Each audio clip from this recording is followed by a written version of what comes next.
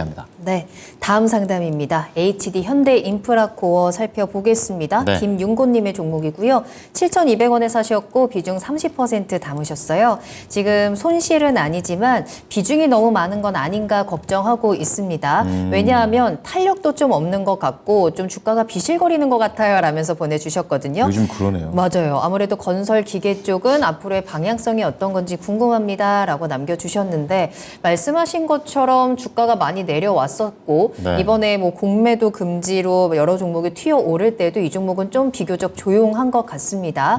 이 기계, 건설 쪽 앞으로의 전망 어떻게 보십니까?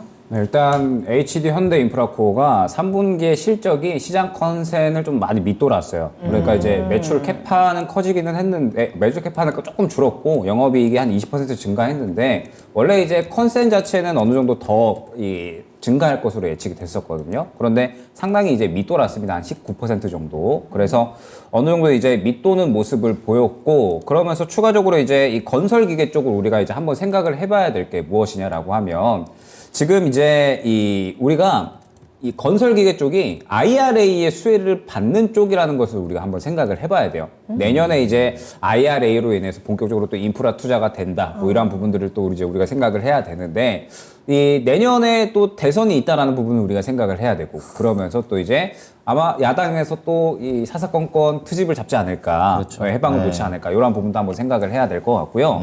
그 다음에 또 이제 고금리 장기화가 된다라고 하면 고금리 장기화가 된다라고 했을 때 또 건설 업황이 이렇게 좋은 게 아니거든요. 그런데 아마 지금 12월 달에 FOMC가 예정이 되어 있는데 아마 이번 FOMC에선 또 이제 고금리 장기화에 대해서 발언을 하지 않을까. 금리 인상 혹은 이제 금리 인하에 대한 발언보다는 지금 현재 상태에서 파월이나 연준 의장은 고금리 장기화에 대한 부분을 조금 더 발언을 할 것 같습니다. 그러면 지금 현재 건설 업황은 사실 올해도 그렇지만 내년까지도 이제 어느 정도 이제 이 금리를 좀 바닥을 잡아주고 인하가 좀 나와줘야 되는데 아직까지 이제 그러한 모습을 기대하기는 조금 어렵다라고 생각을 하고 있거든요. 그러면서 또 이제 HD 현대인프라코어 같은 경우에는 4분기에 어느 정도 실적이 조금 더 하락을 할 수가 있다라는 이제 우려감들이 나오고 있습니다. 왜냐하면 또 4분기에 고용비 나갈 거, 인건비 나갈 게 또 있기 때문에 그러면 이게 또 나가게 된다라고 하면은 수익성이 살짝 하락할 수 있지 않을까 이런 우려감이 있거든요.